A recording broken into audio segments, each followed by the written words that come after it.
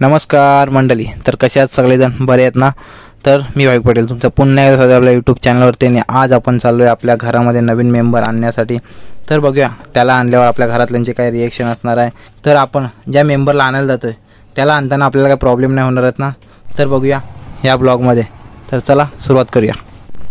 तर चला मंडळी, आता घरातून निघालो आहे आपण आणि आता जातो आहे. तर बघितलं असेल मी जातो आता डिलिव्हरी घ्यायला चाललो बाईकची. तर चला आता जायचं, निखिलला पण पिकअप करायचं आहे. तर तिघं चौघं अजून निघत होते वैभव दावी, पण त्यांना बोललो नको, कारण आता मग येताना परत दोघं जण येणार, मग परत तेवढा ट्रेनने फिरून यायला लागला. हे हेल्मेट विसरलो मी. तर ठीक आहे, आता तिकडे बघू आता कसं काय ते घेऊ मग. तर चला जातोय. निखिल पण लवकर गेलाय कॉलेजला, त्याला काहीतरी लेक्चर होतं, मग त्याला तिथूनच पिकअप करणार आहे आणि मग निघणार आहोत आम्ही. तर चला आता जाऊया आणि निखिलला भेटूया. निखिल भेटल्यावर तुम्हाला डायरेक्ट भेटतो.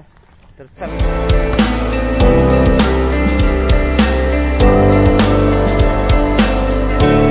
तर चला मित्रांनो, आता आपण तिकीट काढलं आणि निखिल पण भेटलाय.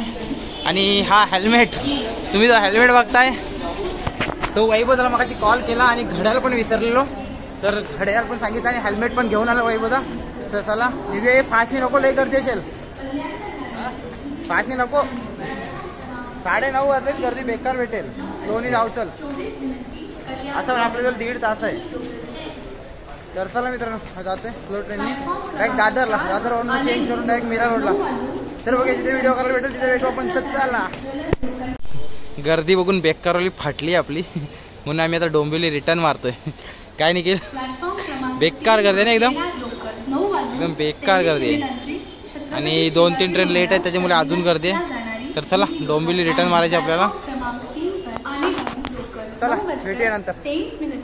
डोंबिवली रिटर्न ट्रेन तर पकडली, पण बसायची काही सोयच झाली नाही. मग ट्रेन लेट झाल्यामुळे आम्ही 1 तासाने पोचलो घाटकोपरला. मेट्रोने जायचं होतं म्हणून तिकीटासाठी लागलेल्या ह्या भल्या मोठ्या लाईनमध्ये आम्हीसुद्धा तिकीट काढण्यासाठी उभे राहिलो.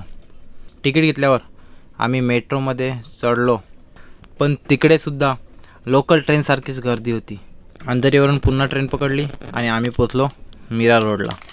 फायनली आम्ही बाईकच्या शोरूमवर पोचलो. बाईकच्या शोरूमवर पोचल्यावर आम्हाला बाईक तर नावावर करायची होती, म्हणून आम्ही काढली ही गड्डी आणि मोजायला लागलो. मग 1000 ते 2000 ऑटोग्राफ दिल्यानंतर फायनली 3, 2